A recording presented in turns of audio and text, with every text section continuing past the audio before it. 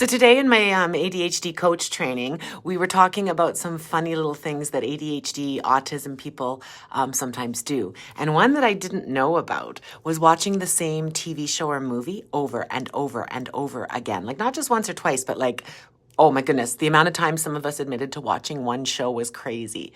And what we found out is that it's actually calming for a lot of our brains because we know what's going to happen. We can rewatch it. We understand that we're going to enjoy it. And we rewatch it every time. And sometimes we notice different things, and it's fresh entertainment for us as well. And a lot of times too, we can feel sad when the series ends or the season ends because it's been such a comfort for us and it's something we can trust that will calm us. So that was the first one. The second one that came up that made me laugh so hard, because my students say this all the time, it's slow walkers. Like a lot of us just cannot handle it. We are so fast in our mental space that we often are physically fast as well, which is where the hyper comes in. So we talked about how annoying that can be. It was just crazy. The third one wasn't new to me, but just having everyone share how messy they are, no matter how hard they try, just gave me a little bit more grace for myself, because we can be hard on ourselves. It's hard to be messy all the time.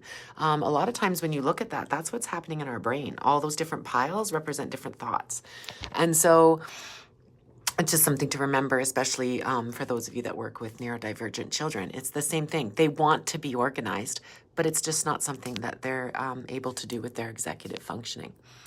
Another one that came up tonight was the fact that we will over talk or interrupt or hijack conversations, and we'll often come across looking very rude or impolite.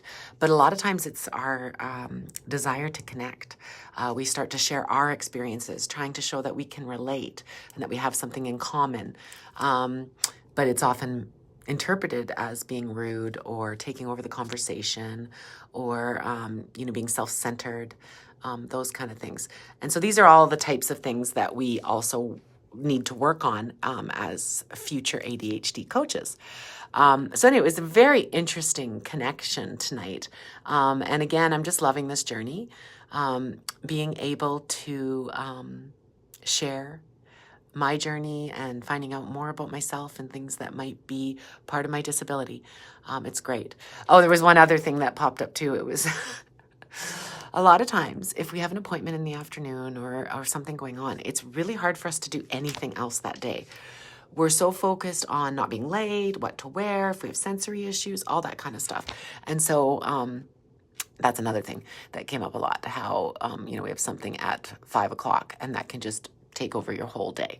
And so we're working on strategies to do that. Anyway, what are some funny little ADHD or autism or neurospicy stories you might have for me? Any ones that are different? Do you relate to any of these? Let me know. Have a great day.